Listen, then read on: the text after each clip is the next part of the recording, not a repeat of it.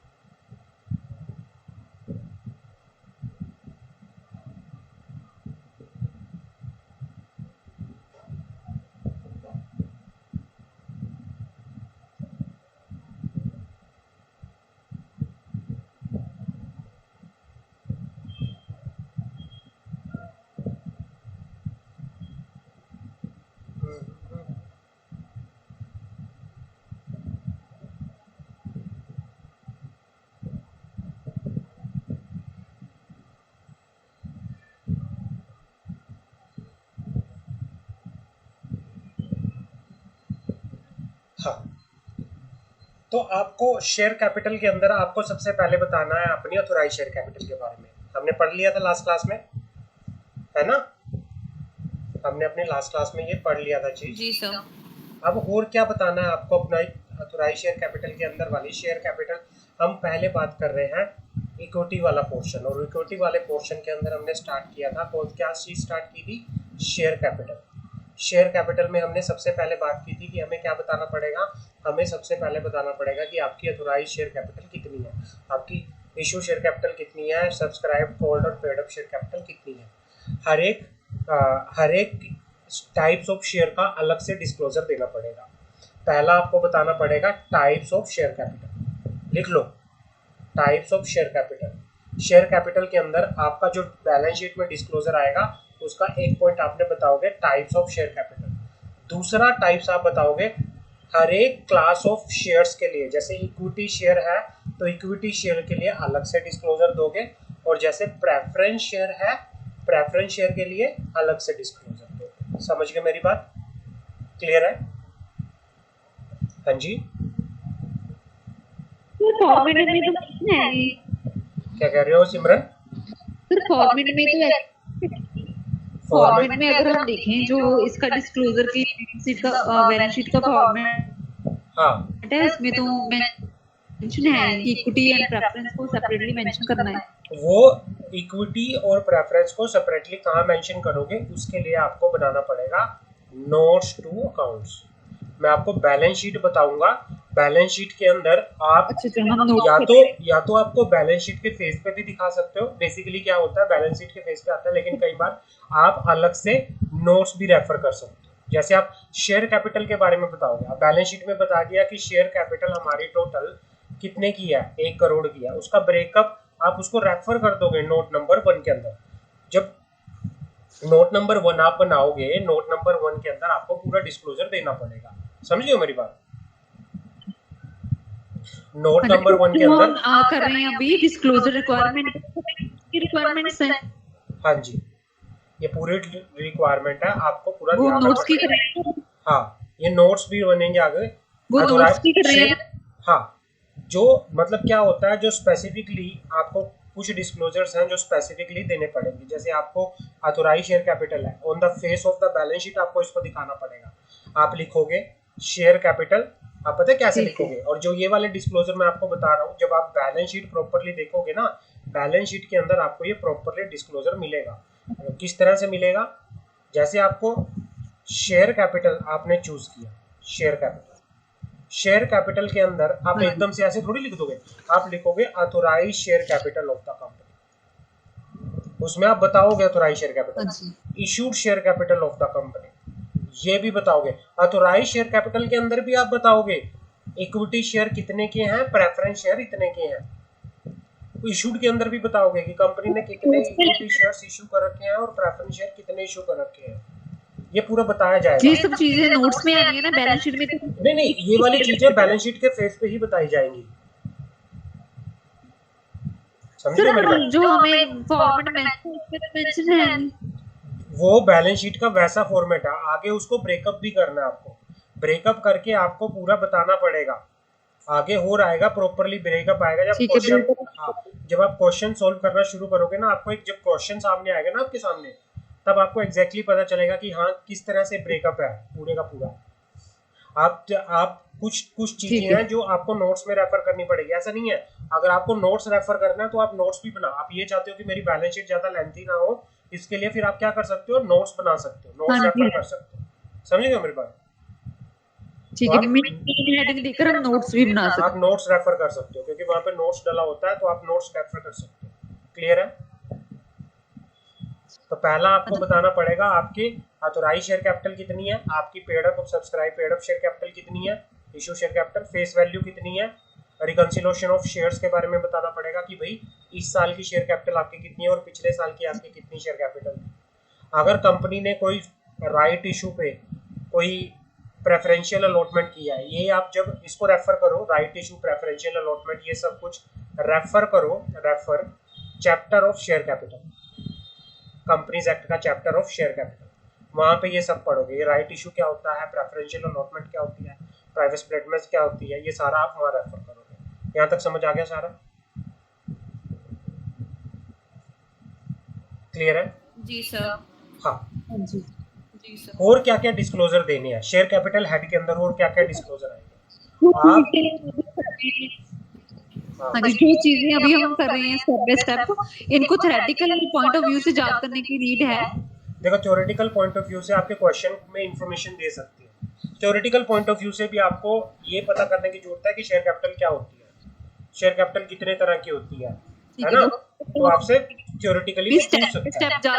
Need है हाँ theory नहीं, मैं बता देता हूँ ना, ऊपर वाला जितना मैंने आपको पढ़ाया है ना शेयर कैपिटल वाला, शेयर कैपिटल में types of share capital, authorised share capital क्या होती है, इशू शेयर कैपिटल क्या होती है, पेड अप शेयर कैपिटल क्या होती है, इसके बारे में आपको स्पेसिफिकली पता होना चाहिए और आपसे प्रैक्टिकल में और थ्योरी में पूछ सकता है। क्लियर है मेरी बात? हाँ जी क्लियर है? जी सर। हाँ आगे बढ़े। जी सर। हाँ और क्या क्या डिस्क्लोजर देना, आपको सारा नहीं पढ़ना, आपको सिर्फ पता होना चाहिए। नोट्स बना लो अपने, मैं शेयर कैपिटल वाले हेड में क्या क्या नोट आएंगे, आप छोटे छोटे नोट्स बना लो, आपको सारा ये पढ़ने की जरूरत नहीं है, सिर्फ आपको कंटेंट पता होना चाहिए। पहले आपको पता होना चाहिए कि शेयर कैपिटल में मुझे अथोराइज्ड शेयर कैपिटल नोट करना है, पहला नोट कर लो अथोराइज्ड शेयर कैपिटल। आपको पता होना चाहिए कि मुझे अथोराइज्ड शेयर कैपिटल दिखाना है, आपको चेकिंग करना पड़ेगा अपने क्वेश्चन के अंदर कि मेरी अथोराइज्ड शेयर कैपिटल कितनी है, अथोराइज्ड कैपिटल। दूसरा आपको पता होना चाहिए आपकी इशू कैपिटल, आपकी सब्सक्राइब्ड कैपिटल, आपकी कॉल्ड अप कैपिटल, आपकी पेड अप कैपिटल, ये भी पता होना चाहिए। तीसरा पता होना चाहिए आपका types of shares, types of shares, shares कितने टाइप्स के हैं आपके, कितने टाइप के शेयर इशू है। आपको फिर दिखाना पड़ेगा रिकॉन्सिलेशन, रिकॉन्सिलिएशन ऑफ शेयर्स, आपको डिफरेंस भी बताना पड़ेगा। लास्ट ईयर में आपकी शेयर कैपिटल कितनी थी, इस साल आपकी शेयर कैपिटल कितनी है, डिफरेंस आपको बताना पड़ेगा। अगर कोई राइट इशू हुआ है, अगर कोई राइट इशू हुआ है, अगर कोई प्रेफरेंशियल अलॉटमेंट हुई है, उसके बारे में स्पेसिफिकली बताना पड़ेगा। ये नोट कर लो आप। अगला डिस्क्लोजर क्या आएगा कि share held in the company by holding company, subsidiary company या अल्टीमेट होल्डिंग कंपनी। अगर कंपनी के अंदर, आपकी कंपनी के अंदर किसी होल्डिंग कंपनी ने, अल्टीमेट होल्डिंग कंपनी ने, या फिर including share held by subsidiary और associate company of holding company और the ultimate holding company in aggregate, ये भी डिस्क्लोजर आपको देना पड़ेगा कि आपकी कंपनी की होल्डिंग कंपनी कौन है। अगर आपकी कंपनी में किसी कंपनी ने शेयर होल्ड कर रखे हैं तो होल्डिंग कंपनी कौन है, कितने शेयर होल्ड कर रखे हैं, या अल्टीमेट होल्डिंग कंपनी कौन है, अल्टीमेट होल्डिंग कंपनी, ये भी बताना पड़ेगा। अगर आपकी होल्डिंग की किसी सब्सिडरी कंपनी ने आपकी कंपनी में शेयर होल्ड कर रखे हैं तो उसके बारे में भी बताना पड़ेगा, subsidiary company of holding company, इसके बारे में भी बताना पड़ेगा। मतलब उसका नाम, उस कंपनी का नाम और कितने नंबर ऑफ शेयर उसने होल्ड कर रखे हैं। समझ आ गई मेरी बात? कोई डाउट इस वाले डिस्क्लोजर में? कोई डाउट? आपको ये बताना पड़ेगा कि अगर आपकी कंपनी के अंदर, आपकी कंपनी के अंदर मान लो आपकी कंपनी है ए लिमिटेड, ए लिमिटेड में किसी ने 51%, मतलब बी लिमिटेड ने 51%, इसका मतलब क्या हुआ, बी लिमिटेड आपकी क्या बन गई, ए लिमिटेड के शेयर्स किसी बी लिमिटेड ने होल्ड कर रखे हैं 51%, तो 51% वाली ये बी कंपनी क्या बन गई, इसको क्या बोलेंगे, सब्सिडरी। एक बार दोबारा से रिपीट करता हूँ, ए लिमिटेड के अंदर बी लिमिटेड ने 51% शेयर होल्ड कर रखे हैं तो बी लिमिटेड क्या बन गई,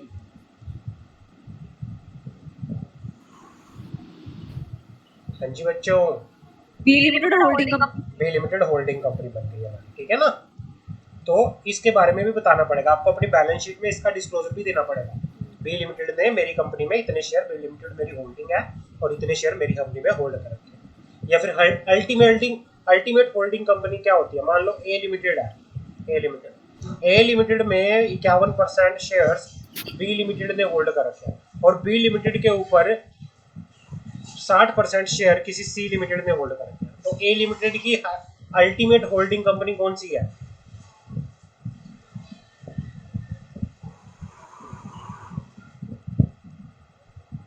अल्टीमेट होल्डिंग कंपनी इसकी सी लिमिटेड है, ये इसकी सब्सिडरी है और ये इसकी सब्सिडरी है, तो सब्सिडरी की सब्सिडरी क्या बन जाती है, सब्सिडरी, तो ए की सी लिमिटेड क्या बनेगी, अल्टीमेट होल्डिंग। समझ आ गई मेरी बात? कोई डाउट हो तो पूछ सकते हो। सर हम ऐसे नहीं करते थे, होल्डिंग एंड सब्सिडरी में बैलेंस शीट नहीं बनती थी उनकी, डिफरेंट बनती है, हमने बोला कंबाइंड बनती है, ऐसे नहीं, वो अलग चीज है, कंसोलिडेटेड बनती है ना, वो कंसोलिडेटेड बनती है, बट आपको अपनी स्टैंड अलोन फाइनेंशियल स्टेटमेंट के अंदर भी बैलेंस शीट में डिस्क्लोजर देना पड़ेगा। आपको बताना पड़ेगा कि मेरी कंपनी के अंदर, मेरी होल्डिंग कंपनी अगर है उसने कितना होल्ड कर रखा है, अगर कोई अल्टीमेट होल्डिंग कंपनी है उसने कितना होल्ड कर रखा है, या मेरी होल्डिंग कंपनी की कोई दूसरी कंपनी सब्सिडरी है तो उसने मेरी कंपनी में कितना होल्ड कर रखा है, आपको ये डिस्क्लोजर भी देना पड़ेगा। समझ आ गई मेरी बात? क्लियर है? आपको ये छोटे छोटे पॉइंट याद कर, मतलब आप एग्जामिनेशन पर्पज से नहीं, practical exam, practical point of view से आपके लिए रेलिवेंट है, क्योंकि आपको पता होना चाहिए कि ये अगर एग्जाम में क्वेश्चन में अगर ये पॉइंट दे रखा होगा तो ये पॉइंट कहाँ आएगा, आपको पता होना चाहिए इस चीज के बारे में। समझ गए हो मेरी बात? क्लियर है?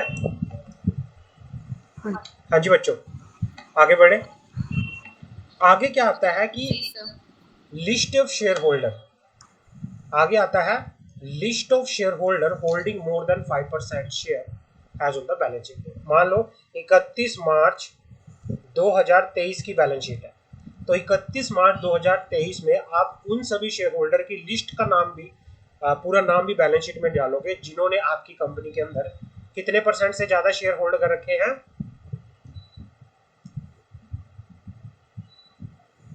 मोर देन 5%। मोर देन 5% अगर आपके कंपनी के अंदर शेयर होल्डर ने, किसी भी शेयर होल्डर ने, मान लो आपकी कंपनी ए लिमिटेड है, ए लिमिटेड के अंदर स्वेच्छा ने 5% से ज्यादा होल्ड कर रखा है, तो आपको स्वेच्छा का नाम भी बैलेंस शीट में देना पड़ेगा। समझ आ गई मेरी बात?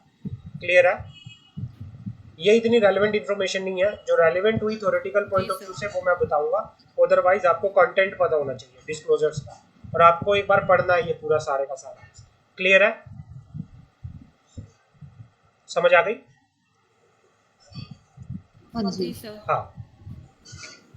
Share reserve for issue under option और contract commitment for the sale of share, disinvestment and the terms and amount. मान लो आपकी कंपनी के कोई शेयर्स हैं, कंपनी के आपके कोई शेयर्स हैं, कंपनी के शेयर्स, और उनको आपने क्या कर रखा है, रिजर्व कर रखा है, रिजर्व कर रखा है किसी भी कॉन्ट्रैक्ट के अंदर या किसी भी एम्प्लॉय स्टॉक ऑप्शन स्कीम के अंदर, तो आप उनके बारे में भी स्पेसिफिकली बताओ। समझ आ गई?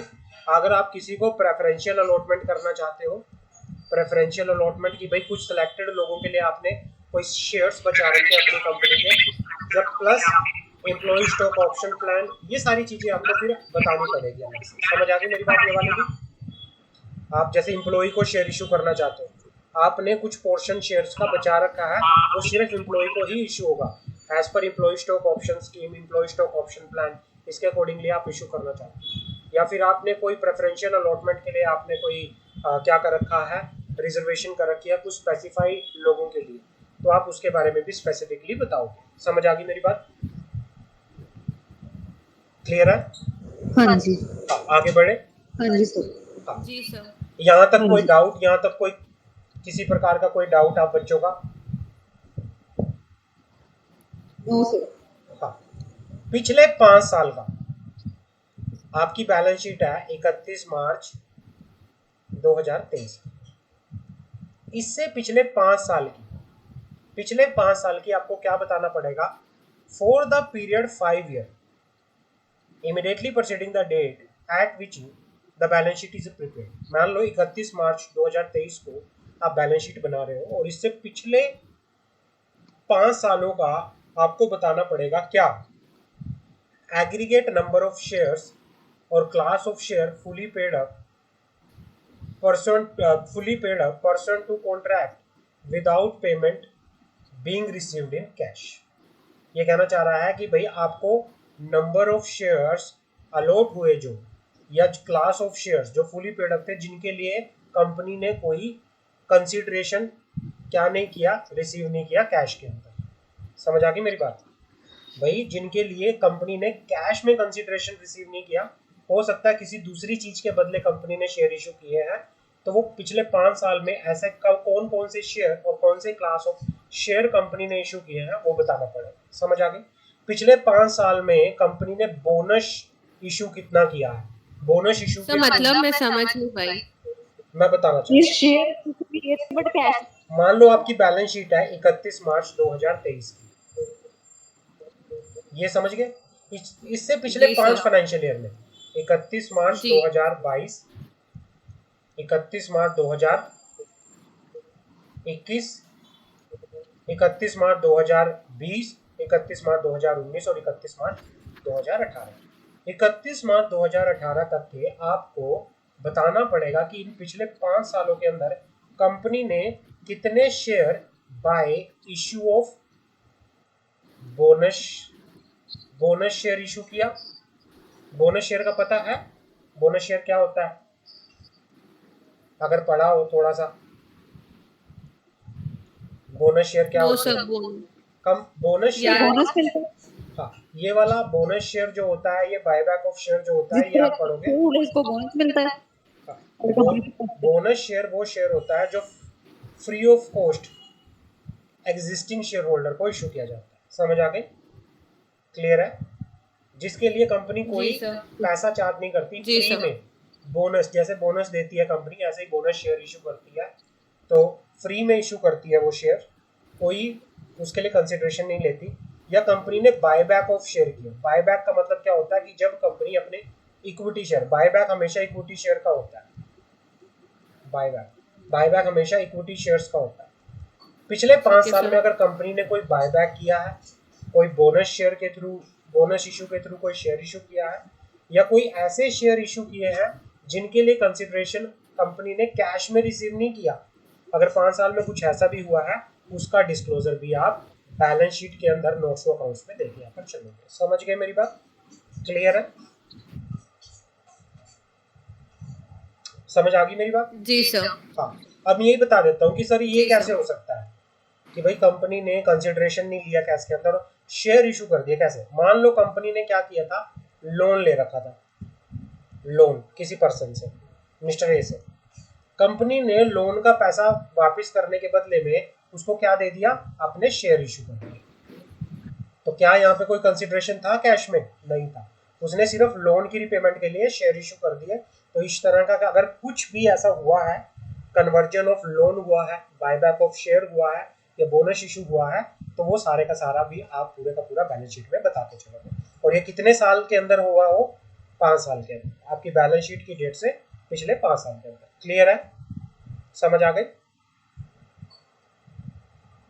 जी सर। कोई डाउट? No sir. उसके बाद क्या है, टर्म ऑफ, आपको ना ये चीज पता है क्या, आपको रट्टा नहीं मारना, आपको ना ही पढ़ इतना वो करना है, आपको सिर्फ समझना है, आपको सिर्फ कंटेंट पता होना चाहिए। अपनी नोटबुक जब बनाओगे, नोट में छोटा छोटा पॉइंट लिख लेना कि मेरी बैलेंस शीट जब मैं प्रिपेयर करूंगी तो मुझे क्या क्या हेड लिखने हैं। समझ रहे हो मेरी बात, क्या कहना चाह रहा हूँ मैं? हाँ जी सिमरन और मंशा और जी सर। क्लियर है तीनों को? तो आपको सिर्फ ये हेडिंग, ये थोड़े थोड़े हेडिंग नोट कर लेना सो दैट आपके माइंड में रहे। ये सारा पढ़ने की जरूरत नहीं है, जैसे एग्जामिनेशन पॉइंट ऑफ व्यू से इतना रेलेवेंट नहीं है, but practical point of view से, प्रैक्टिकल में जब आपको पता होना चाहिए कि मेरी बैलेंस शीट के अंदर क्या कुछ आएगा, कितना कुछ आएगा, आपको हर एक कंटेंट का पता होना चाहिए। क्लियर है? Term of any other security convertible into equity या फिर preference share issue along with earliest date of conversion in the descending order starting from the 4th to such date. मतलब इसमें आपको क्या करना है, इसमें आपको डिस्क्लोजर देना है कोई ऐसी सिक्योरिटी का भी जो कन्वर्ट हो जाएगी किसमें, इक्विटी शेयर के अंदर। आपको डिस्क्लोजर देना है उस इक्विटी शेयर्स का भी जो कन्वर्ट हो जाएंगी इक्विटी शेयर्स में या प्रेफरेंस शेयर में। तो उसके रिगार्डिंग भी आप नोट्स टू अकाउंट्स में डिस्क्लोजर दोगे। जैसे कंपनी ने लिखा है कन्वर्टिबल, कंपनी ने क्या किया, कन्वर्टिबल डिबेंचर इशू किया, कंपनी ने कन्वर्टिबल डिबेंचर इशू किया, तो आपको इसकी टर्म एंड कंडीशन के बारे में भी नोट्स में क्या देना पड़ेगा कि भाई कन्वर्जन किस बेसिस पे था, तो वो भी उसमें नोट्स ऑफ अकाउंट्स में मेंशन करना पड़ेगा। वो आपको प्रैक्टिकल में से देख के डालना पड़ेगा। समझ आ गई? क्लियर है?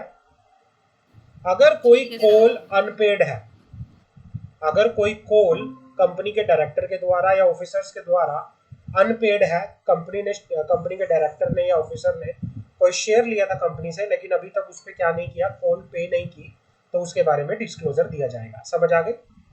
क्लियर है? और फॉरफिटेड शेयर, मान लो कंपनी ने बार बार डायरेक्टर्स को, शेयर होल्डर्स को, किसी को भी बोला जिसने भी शेयर ले रखे थे कि भाई आपका इतना पैसा रह गया और अभी तक आपने पैसा पे नहीं किया, बट उसने रिमाइंडर देने के बावजूद भी पैसा पे नहीं किया, तो कंपनी ने उसके शेयर्स को क्या कर लिया, फॉरफिट कर लिया। फॉरफिट मतलब जब्त कर लेना। तो कंपनी ने जब वापस शेयर्स को फॉरफिट किया है तो उस फॉरफिचर के बारे में भी आपको बताना पड़ेगा, उस फॉरफिचर की डिटेल भी डालनी पड़ेगी आपने नोट्स टू अकाउंट्स के अंदर। क्लियर है, समझ आ गई?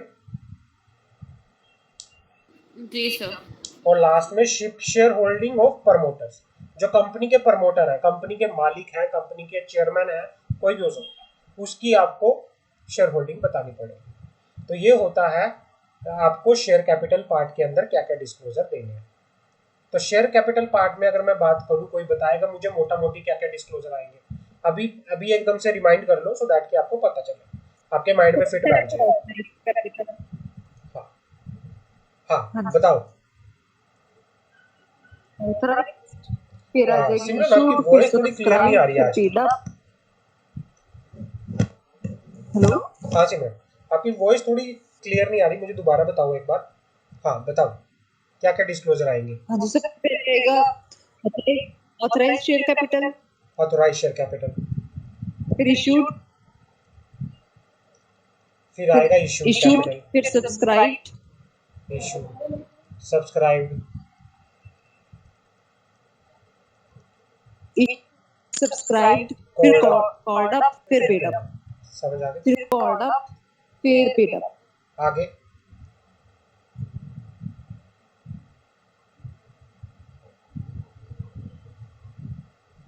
उसके बाद types of share, equity and preference आएंगे। टाइप्स ऑफ शेयर आपको बताना पड़ेगा, क्लासिफिकेशन हर एक शेयर का, कि शेयर इक्विटी है तो कितने हैं, शेयर प्रेफरेंस है तो कितने हैं, उनका क्या बताना पड़ेगा, क्लासिफिकेशन बताना पड़ेगा। समझ आ गई? आगे सर, सभी चीजें कि इतने इतने हैं जो शेयर कैपिटल के अंडर किए हैं, ये सभी चीजें सीक्वेंस में आनी चाहिए। देखो क्या है, इक्विटी शेयर का क्लासिफिकेशन अलग देना पड़ेगा और प्रेफरेंस का अलग देना पड़ेगा, बट ये है सीक्वेंस ऊपर नीचे हो सकता है, लेकिन हेड हाँ जी, एक वो होना तो चाहिए, हेड शेयर कैपिटल ही होना चाहिए। ये नहीं है कि आप शेयर कैपिटल के किसी पार्ट को रिजर्व और सरप्लस में दिखा रहे हो, अगर ऐसा हुआ ठीक। आगे क्या हुआ, तो आगे वाला पॉइंट क्या आएगा, आपको बताना पड़ेगा सर आगे reconciliation, reconciliation difference of the हाँ, past year share capital and present. उसके बाद आपको बताना पड़ेगा अगर राइट इशू कोई हुआ है तो, राइट इशू आपको बताना पड़ेगा, अगर शेयर किसी आपकी किसी होल्डिंग कंपनी ने हेल्ड कर रखे हैं, अल्टीमेट होल्डिंग कंपनी ने हेल्ड कर रखे हैं, वो बताना पड़ेगा। आपको बताना पड़ेगा आपकी company list of share holder, list of share holder जो होल्ड कर रहे हैं कितने, 5% से ज्यादा आपकी शेयर होल्डिंग। अल्टीमेट। हाँ मंशा समझ आ रहा है? मंशा कहाँ हो तुम? जी जी सर, नहीं हूँ, आ रहा है समझ में, सुन रही हूँ सर। अच्छा, उसके बाद आपको ये सारा बताना पड़ेगा, मतलब जी आपके सर, माइंड में रिवाइज। फिट होना चाहिए। आपको ये बताना पड़ेगा कि पिछले 5 साल के अंदर कंपनी ने कितने शेयर्स ऐसे इशू किए जिनके लिए कंपनी ने कंसिडरेशन कैश में नहीं रिसीव किया, ऐसे कितने शेयर्स थे जो बोनस इशू बेसिस पे वो किए गए, कंपनी के द्वारा दिए गए, बायबैक कितने शेयर्स का हुआ, कन्वर्जन कितने शेयर्स का हुआ, अनपेड कैपिटल कितनी थी, फॉरफीचर क्या हुआ, और शेयर होल्डिंग की प्रमोटर, तो प्रमोटर की शेयर होल्डिंग कितनी थी, तो ये सारा आपको बताना पड़ेगा। समझ आ गई? शेयर कैपिटल क्लियर है या कोई डाउट है शेयर कैपिटल के अंदर? जी क्लियर है? सर, क्लियर है, लेकिन अगर ये ऊपर नीचे हो जाए बैलेंस शीट के अंदर तो फिर? आप बस हेड सेम होना चाहिए, ऐसा नहीं है कि आप हेड अलग कर रहे हो, हेड में आप ऊपर नीचे कर सकते हो, ठीक है ना, बट ये नहीं होना चाहिए कि आप हेड ही चेंज कर दो। अगर ये शेयर कैपिटल में है तो शेयर कैपिटल के हेड में ही आएगा, बेशक आप ऊपर नीचे कर सकते हो। क्लियर है मेरी बात? ठीक है सर। जी सर, क्लियर है। लेकिन आपको ये भी जो शेयर कैपिटल की इतनी सारी चीजें हमने की, इसको बैलेंस शीट में शो करना है सभी चीजों को। बैलेंस शीट में नहीं शो करना, नोट्स टू अकाउंट्स अगर आप बैलेंस शीट में शो करना चाहते हो, लेकिन बैलेंस शीट में शो करके वो बैलेंस शीट बेफालतू में बहुत लंबी कर दोगे। आप क्या करना, बैलेंस शीट प्रिपेयर करना और उसके नीचे नोट रेफर कर देना, note refer this, note refer this, note refer this, हर एक उसका एक कैलकुलेशन करके और अमाउंट दिखा देना, या जो भी दिखाना है वहाँ पे एक एग्जैक्ट अपना बैलेंस शीट में दिखा देना वर्किंग का। तो बैलेंस शीट में सिर्फ ऐसे शो होगा शेयर कैपिटल की टोटल वैल्यूज। हाँ, शेयर कैपिटल दिखाओगे तो शेयर कैपिटल का नोट नंबर 1 कर देना। समझ रहे हो मेरी बात? नोट नंबर 1 करके जी आप फिर आप प्रॉपरली एक शेयर कैपिटल का पूरा हेड बनाना और उस नोट में पूरी गाल अकॉर्डिंगली डाल देना। जब प्रैक्टिकल आएंगे ना, मैं आपको प्रैक्टिकल दिखाऊंगा, जो रियल बैलेंस शीट दिखाऊंगा, रियल बैलेंस शीट कैसे प्रिपेयर होती है। जब प्रैक्टिकल में आएंगे तो प्रैक्टिकल जिस हिसाब से आप बनेंगे उस ठीक है हिसाब से ही फॉलो करें, ठीक है ना? जब प्रैक्टिकल में आएंगे तो प्रैक्टिकल जिस हिसाब से। अब हमारा दूसरा हेड आता है जी sir. Reserve and surplus. Reserve and surplus, reserve and surplus में क्या क्या आता है? रिजर्व एंड सरप्लस में सबसे पहले आएगा capital reserve. Capital reserve, capital reserve किस लिए होता है? कैपिटल रिजर्व जो होता है it is for some specific purpose. कैसे? मतलब जिनका खर्चों के लिए। जो अदर देन जो डिविडेंड देने के लिए अवेलेबल नहीं होते, उन कैपिटल पर्पस, उन कैपिटल रिजर्व का यूज कैपिटल एक्सपेंडिचर, कैपिटल चीजों के लिए किया जाता है, मशीनरी परचेज करने के लिए किया जाता है, उनका किसी और स्पेसिफिक पर्पस के लिए किया जाता है, बट उनका यूज किस लिए नहीं किया जाता? डिविडेंड देने में नहीं किया जा सकता। Important for the theory, note कर लो। आपसे पूछ सकते हैं व्हाट इज कैपिटल रिजर्व, तो capital reserve is the reserve of the corporate enterprise which is not available for the dividend. Profit on reissue of forfeited share is basically profit of capital nature.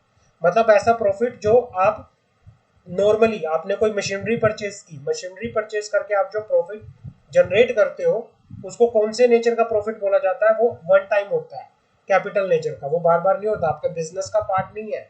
Other than business profit जो भी profit होता है it is called the capital nature, तो वो capital reserve में आता है। समझ आ गई? और ये जो कैपिटल रिजर्व होता है it is not available for the distribution of dividend. Theory के लिए इंपॉर्टेंट है, क्लियर है? ये भी थ्योरी के लिए इंपॉर्टेंट है। Capital redemption reserve, capital redemption reserve कब क्रिएट किया जाता है? सेक्शन 56, सेक्शन 55 और 68 में। तो लिखो सेक्शन 55 किस लिए होता है? सेक्शन 55 होता है issue and redemption of preference share. Issue and redemption of, हमने पढ़ा हुआ है ना, जब एक प्रेफरेंस शेयर को रिडीम करेंगे तो उसका रिडम्पशन कहां से होगा? कैपिटल रिडम्पशन रिजर्व से होगा। हमने बचपन में भी पढ़ा है, हमने 12th स्टैंडर्ड में भी पढ़ा है, हमने ग्रेजुएशन में भी पढ़ा है। जब इश्यू ऑफ शेयर्स का हम चैप्टर पढ़ते थे, जब हम रिडम्पशन दिखाते थे, रिडम्पशन की एंट्री दिखाते थे प्रेफरेंस शेयर की, तो उसकी एंट्री हम कहां से उसको रिडीम करते थे? कैपिटल रिडम्पशन रिजर्व से दिखाते थे। तो कैपिटल रिडम्पशन रिजर्व किस पर्पस के लिए बनाया जाता है? Capital redemption reserve redemption of preference share के लिए बनाया जाता है। और दूसरा, कैपिटल रिडम्पशन रिजर्व का यूज किस लिए होता है? इसका यूज बायबैक करने के लिए होता है, बायबैक ऑफ शेयर। सिर्फ इन्हीं पर्पस के लिए यूज किया जाता है, कुछ लिमिटेड कंडीशंस होती हैं। इसका यूज भी, ये भी फ्रीली यूज नहीं होते, ये वाले रिजर्व भी फ्रीली यूज नहीं होते। इसका use redemption of preference share के लिए किया जाता है और बायबैक करने के लिए किया जाता है। That's it. सिर्फ 2-3 पर्पस के लिए इसका यूज होता है। रिडम्पशन मतलब एक्सप्लेन करते थे पर क्या कह रहे हो? रिडम्पशन एक्सप्लेन कर, रिडम्पशन मुझे थोड़ी भूल गई हूं मैं, रिडम्पशन का मीनिंग। रिडम्पशन का मीनिंग होता है, देखो 3 टर्म होती है। एक होता है, देखो मैं 3 बार बताता हूँ। एक होता है इक्विटी शेयर, इक्विटी शेयर। एक होता है प्रेफरेंस शेयर, हाँ जी, एक होता है debenture. Preference share. Debenture, equity share का नोट कर लो, हमेशा क्या होता है? बायबैक होता है, बायबैक। प्रेफरेंस शेयर और डिबेंचर का क्या होता है? रिडम्पशन होता है, रिडम्पशन, रिडम्पशन। कंपनी लॉ कहता है, नोट कर लो, ये वाला चैप्टर आपको यहाँ पे अगर पढ़ रहे हो तो आपको शेयर कैपिटल वाला समझ आएगा थोड़ा थोड़ा। हम शेयर कैपिटल वाला चैप्टर जब पढ़ेंगे, शेयर कैपिटल वाले चैप्टर में आपको जब कंपनी लॉ में आएंगे आपको अच्छे से समझ आएगा क्या होता है। कंपनी लॉ कहता है एक कंपनी जो ये प्रेफरेंस शेयर है, हाँ, इसको मैक्सिमम टू मैक्सिमम कितनी साल के लिए इशू कर सकती है? इसको रिडीमेबल प्रेफरेंस शेयर को एक कंपनी मैक्सिमम टू मैक्सिमम 20 साल के लिए इशू कर सकती है। 20 साल। तो फिर क्या होगा? 20 साल के बाद ये कंपनी को क्या करना पड़ेगा? जितने भी प्रेफरेंस शेयर होल्डर से पैसा लिया हुआ था उनको वापस करना पड़ेगा विद डिविडेंड, विद डिविडेंड। जब कंपनी 20 साल के बाद उसकी टर्म एक्सपायर होने के बाद पैसा वापस करती है किसको, प्रेफरेंस शेयर होल्डर को, उसको बोलते हैं रिडम्पशन, उसको बोलते हैं रिडम्पशन। समझ आ गई रिडम्पशन की। और ये पैसा कहां से पी किया जाता है, कंपनी क्या करेगी इसके लिए एक मतलब पैसे वापस करना उसमें रिडम्पशन आएगा। क्या कह रहे हो, कि वापस देने के रिजर्व वो इकट्ठा कर रही है कंपनी। हाँ कि भाई ऐसा नहीं है कि लास्ट में जब कंपनी पैसा देने की बारी है और ये कह दे कि मेरे पास पैसा नहीं है, इसीलिए कंपनी लॉ ने अलग से प्रोविजन बना रखा है कि भाई अगर आप बच्चों को, आप लोगों को क्या है कि रिडम्पशन के लिए अलग से एक रिजर्व आपको बना के रखना पड़ेगा जिसका नाम है कैपिटल रिडम्पशन रिजर्व। सेम ऐसा ही केस इस कैपिटल रिडम्पशन रिजर्व का फिर उसका बायबैक के लिए भी होता है। वो तो प्रेफरेंस शेयर के लिए, हाँ प्रेफरेंस शेयर के लिए भी और दूसरा बायबैक के लिए भी इसका यूज किया जा सकता है। क्लियर है? दोनों। हाँ बायबैक क्या होता है कि जब कंपनी अपने इक्विटी शेयर्स को वापस करती है, वापस लेती है, परचेज करती है, रीपरचेज है इनको। हाँ और आपकी वॉइस बहुत ब्रेक हो रही है सिमरन, पर आई डोंट नो क्यों आपका। मंशा एक बार आप बोलना।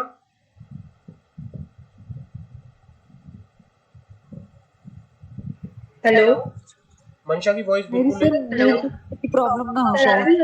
हाँ मंशा की मुझे बिल्कुल क्लियर आ रही है लेकिन नहीं आ रही सर आवाज। हाँ आपकी मुझे वॉइस बिल्कुल क्लियर आ रही है लेकिन क्या नाम है, प्रॉब्लम है। हाँ सिमरन कुछ बोल रही हो? लग रहा है शायद कोई नेटवर्क इशू होगा। हाँ नेटवर्क इशू हो सकता है आपकी साइड में, तो बाकी मुझे आपकी वॉइस ना कट कट के आ रही है, तो वो थोड़ा रीजन हो रहा है। एक होता है security premium account. Cap reserve and surplus के अंदर सबसे पहले लिखो क्या आएगा, कैपिटल रिजर्व। दूसरा आएगा कैपिटल रिडम्पशन रिजर्व, अगर है तो ठीक है, अगर नहीं है तो नहीं सही। Capital redemption reserve. तीसरा आएगा security premium, securities premium, security premium. फिर आएगा डिबेंचर रिडम्पशन रिजर्व। जैसे कैपिटल रिडम्पशन रिजर्व होता है ऐसे ही कंपनी को डिबेंचर रिडम्पशन रिजर्व, इसका यूज किस लिए किया जाता है, इसका यूज किया जाता है for the repayment of the debentures along with their interest. Debenture redemption reserve, DRR. Revaluation reserve, revaluation reserve किस लिए क्रिएट किया जाता है कि जैसे क्या होता है, revaluation reserve is a reserve created on the revaluation of assets और net asset of enterprise represented by the surplus of the estimated replacement cost और estimated market value। मतलब अगर ये वाला रिजर्व किस लिए होता है कि मान लो आपकी जब जो एसेट्स की वैल्यू ज़्यादा हो जाती है, मार्केट वैल्यू जो है आपकी नेट वैल्यू से अलग, जो आपकी नेट वैल्यू है और मार्केट वैल्यू से ज़्यादा हो जाती है, तो उसके लिए एक अलग से उसका पैसा कहाँ आता है, उसको रिवैल्यूएशन रिजर्व में डाला जाता है, revaluation reserve. Share option outstanding reserve, ये अलग अलग तरह के रिजर्व हैं जो आपको मेंटेन करने हैं। अदर कई और तरह के भी रिजर्व होते हैं, वो आपको बताने पड़ेंगे इसमें। अदर रिजर्व समझ आ गई रिजर्व की। रिजर्व के अंदर क्या क्या आएगा, capital reserve, capital redemption reserve, security premium reserve, debenture redemption reserve, revaluation reserve, share option outstanding reserve और अदर रिजर्व। अदर रिजर्व और भी होके यहाँ पर चल सकते हैं, और कोई सरप्लस भी आ सकता है। सरप्लस क्या आएगा, balance in the profit and loss account. Profit and loss account का जो भी डेबिट बैलेंस होगा वो आप यहाँ पे शो करेंगे सरप्लस के अंदर। क्लियर है, समझ आ गई? रिजर्व एंड सरप्लस क्लियर है, क्या क्या दिखाना है आपको, तो ये आपको रिजर्व एंड सरप्लस के अंदर दिखाना है। क्लियर है? जी सर। तीसरा क्या आता है, ये भी शेयर कैपिटल में ही दिखा हो गया, ये वाला जो रिजर्व एंड सरप्लस है, ये उसमें इक्विटी वाले हेड के अंदर, इक्विटी वाले हेड के अंदर आपको शेयर कैपिटल दिखाना है, रिजर्व एंड सरप्लस दिखाना है, और तीसरा हमारे पास हेडिंग आता है money receive against share warrant. तीसरा हेड क्या है, money receive against share warrant. तो ये भी अलग से आप दिखाओगे। इसके लिए आपको कुछ नहीं करना, सिर्फ नोट कर लो, इतना कुछ याद करने की जरूरत नहीं है। सिर्फ आपको शेयर वारंट के रिसीव अगेंस्ट कोई मनी रिसीव हुई है तो वो भी आप इक्विटी वाले हेड में दिखाओगे। मैंने आपको पहले भी बताया। यहाँ तक क्लियर है, समझ आ गई यहाँ तक? कोई डाउट? मंशा? जी सर। कोई डाउट मंशा, सिमरन? क्लियर है। ओके हाँ जी क्लियर है। ओके, आप ऐसा नहीं है कि थ्योरेटिकल पॉइंट ऑफ व्यू से आप इसमें से पूछेगा, डेफिनेटली पूछेगा, कहीं ना कहीं से कुछ भी पूछ सकता है, लेकिन आपको पता होना चाहिए हर एक चीज का क्या होता है क्या नहीं होता है। हाँ, सारा पढ़ने की जरूरत नहीं है, सिर्फ इसको share application pending money allotment, that's it. सारा पढ़ने की जरूरत नहीं है, share application money pending allotment, that's it. ये भी आप किस में दिखाओगे? ये भी आप शेयर इक्विटी वाले पोर्शन के अंदर दिखाओगे। इक्विटी वाले पोर्शन में दो चीजें आएंगी क्या? हाँ, इक्विटी वाले पोर्शन में क्या क्या आएगा? इक्विटी वाले पोर्शन में शेयर कैपिटल आएगा, share capital reserve and surplus आएगा, share application money pending allotment आएगा, और शेयर कोई भी मनी रिसीव हुई है अंगेंस्ट वारंट, तो वो सारे का सारा इसमें आएगा। इक्विटी वाला पोर्शन समझ आ गया? सब क्लियर है? अब हमारे पास बात आती है बैलेंस शीट की, नॉन करंट लायबिलिटी। तो तीसरा हेड हमारा पास आता है non current liability. Non current liability, non current liability के अंदर क्या क्या चीजें आएंगी? नॉन करंट लायबिलिटी में सबसे पहले आएगा long term borrowings. Long term borrowings में क्या क्या चीजें आएंगी?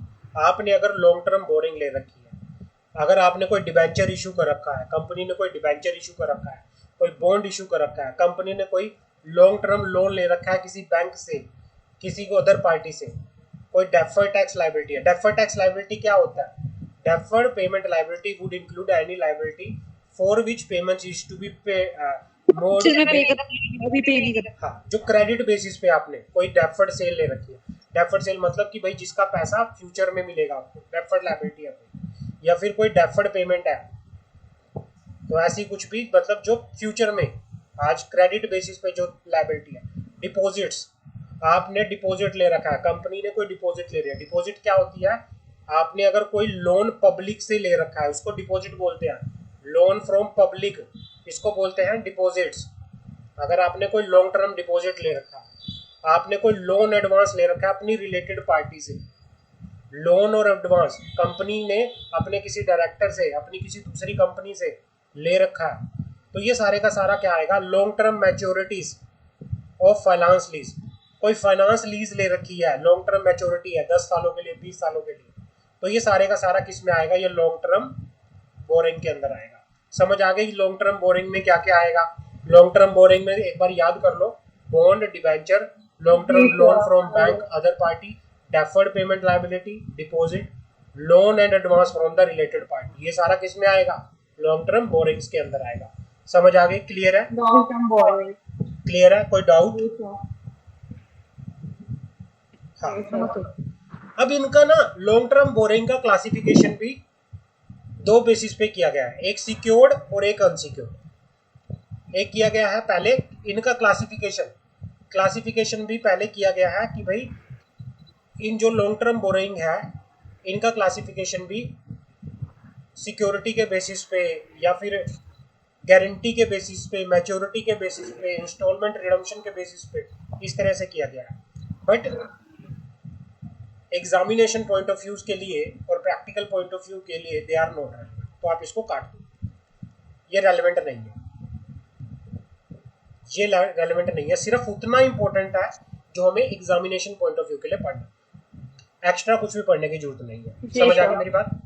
क्लियर है? इसको काट दो, ये कुछ भी रेलेवेंट नहीं है, इसकी कोई रेलेवेंसी यहाँ पे नहीं है। एग्जामिनेशन पॉइंट ऑफ व्यू से इट इज नॉट रेलेवेंट। आपको सिर्फ इतना पता होना चाहिए कि मेरी लॉन्ग टर्म बोरिंग्स में क्या क्या आएगा, दैट्स इट। समझ आ गई यहाँ तक?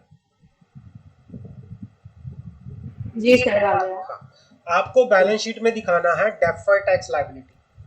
डेफर्ड टैक्स लायबिलिटी ऐसे टैक्स लायबिलिटी जो फ्यूचर में अराइज होगी, फ्यूचर में, तो जो आपने डेफर कर दी है, फ्यूचर में पे करोगे आप, तो वो वाली डेफर्ड, तो ये होता है deferred tax liability. Other long term borrowing, long term liability, other long term liability में और क्या क्या आएगा? ट्रेड पेबल्स, क्रेडिटर्स, आपको क्रेडिटर्स भी दिखाने पड़ेंगे, sundry creditors for good and services, and acceptance should be disclose as a part of trade payables disclosure requirement.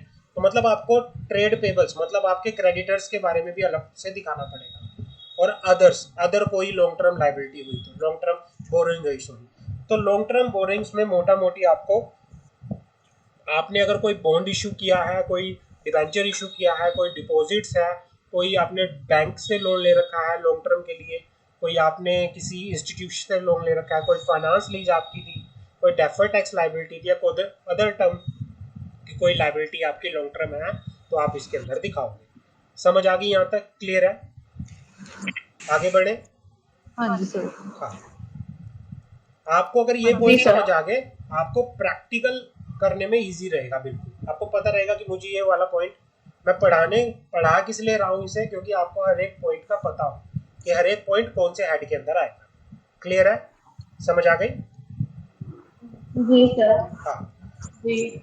Non current liability के अंदर एक सबसे लास्ट में हेड आता है, नॉन करंट लाइबिलिटी के अंदर long term provisions. Long term provisions, long term provisions, ये वाला पॉइंट आपको देखना पड़ेगा।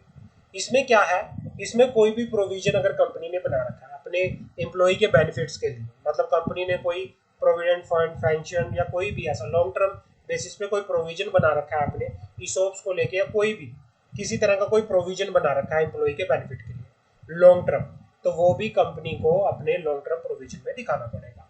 समझ आ गए?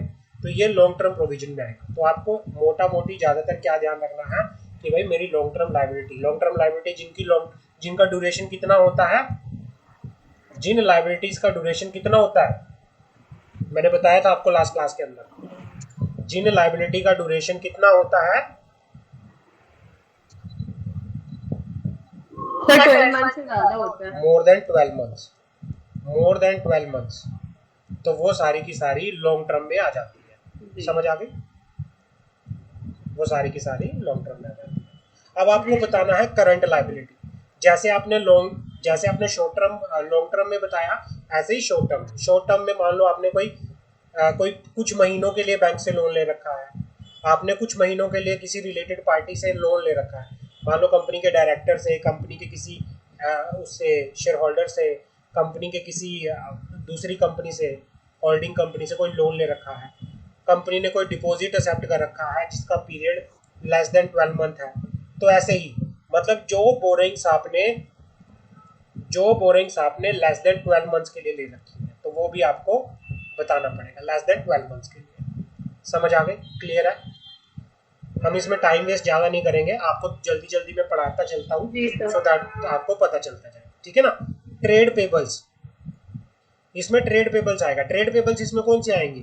जो छोटे क्रेडिटर्स, जो जिनकी क्रेडिटर्स, हाँ, इसमें भी क्रेडिटर्स आएगा, लेकिन इसमें वो क्रेडिटर्स आएगा जिनका रिपेमेंट अभी तक पेमेंट जो है एक टाइम पीरियड से ज़्यादा नहीं है। मतलब हाँ, इसमें कौन से क्रेडिटर्स आएंगे? Total outstanding due to micro MSME,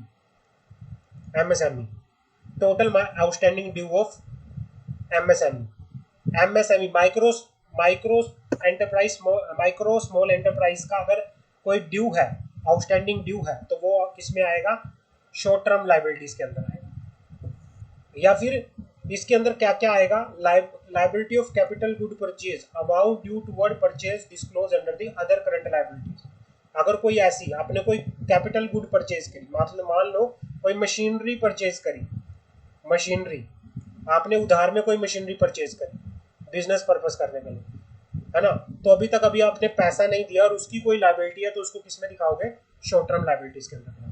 ये वैसे थोड़ी होता है, ये कोई लॉन्ग टर्म के लिए थोड़ी है कि भाई आपको पता नहीं कितने साल बाद पैसा देना। भाई आपने मशीनरी किया, मान लो 1 महीने की उधार हो जाएगी, 2 महीने की उधार हो जाएगी, 3 महीने की उधार हो जाएगी। ऐसा तो नहीं है कोई 5-5, 6-6 साल की उधार, नहीं, ऐसा नहीं होगा। अगर आपने बिजनेस करने के पर्पज से कोई कैपिटल गुड परचेज की है, तो वो किस में आएगी? Trade payables, short term liabilities के अंदर आएगी। क्लियर है? समझ आ गई? कोई कॉन्ट्रैक्चुअल लाइबिलिटी है जी सर। तो हाँ, तो वो भी ट्रेड पेबल, वो उसमें आ जाएगा। 2 चीजें होती है, एक होता है कि अगर आपका पेमेंट पीरियड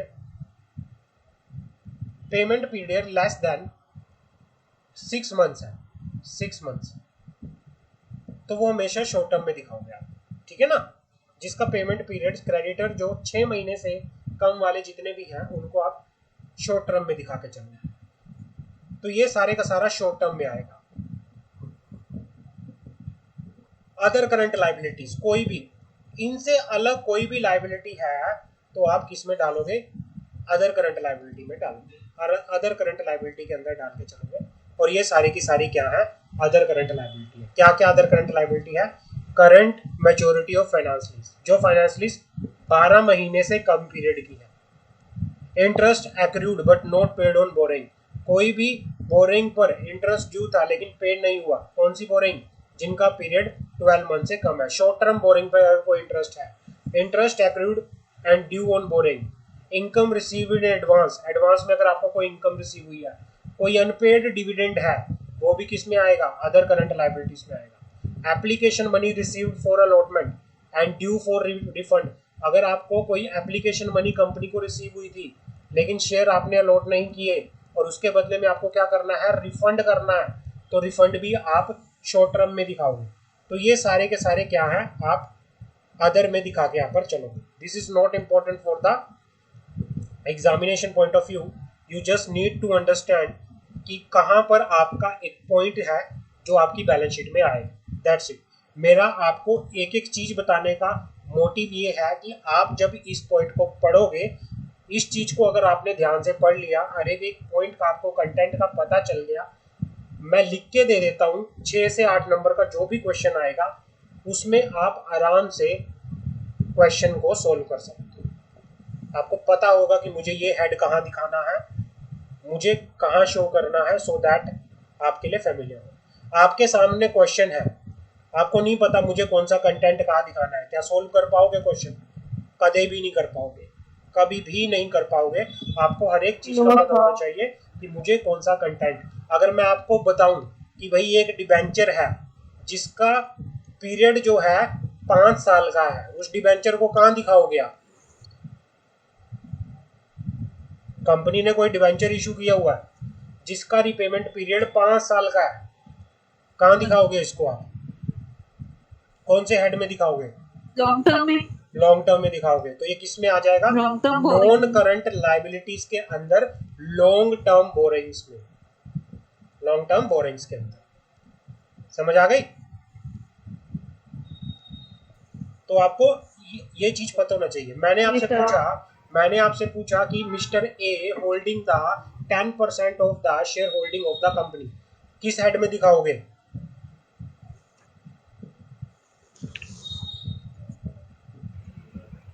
शेयर कैपिटल में आएगा। शेयर कैपिटल में आएगा।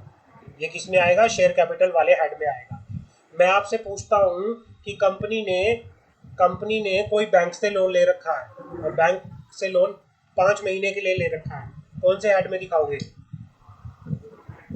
शॉर्ट टर्म बोरिंग में दिखाओगे।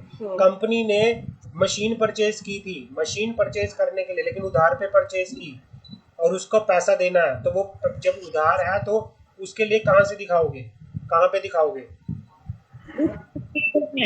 किस में आएगा? आवाज कट के आ रही है सर। ट्रेड पेएबल में आएगा। Short term borrowings, trade payable. समझ आ गई? क्लियर है? हाँ, वो चीज है। जी सर। तो इस तरह से आपको देख के यहाँ पर चलना है। आपको सिर्फ लॉन्ग टर्म और शॉर्ट टर्म में सबसे इम्पोर्टेंट चीज पीरियड का देखना है। अगर 12 महीने से कम है तो शॉर्ट टर्म, अगर 12 महीने से ज्यादा है तो लॉन्ग टर्म। समझ आ गई? हाँ, आपको एक एक कंटेंट अगर समझ आ गया, प्रैक्टिकल आपके लिए कुछ भी नहीं है। आपको सिर्फ नोट्स बनाने हैं, नोट्स में कैलकुलेशन करनी है और प्रैक्टिकल के अंदर डालना है अपना, उसमें बैलेंस शीट में डालना है। उसके बाद आ दो शॉर्ट टर्म प्रोविजंस।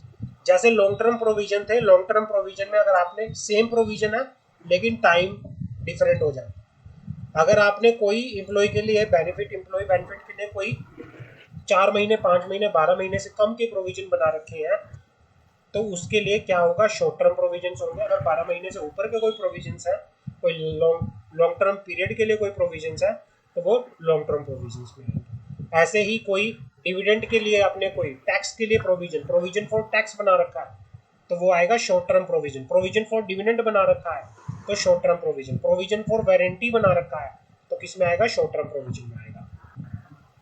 मंशा समझ आ रही है? सर। हाँ मंशा, क्लियर है या ऊपर ऊपर से जा रहा है?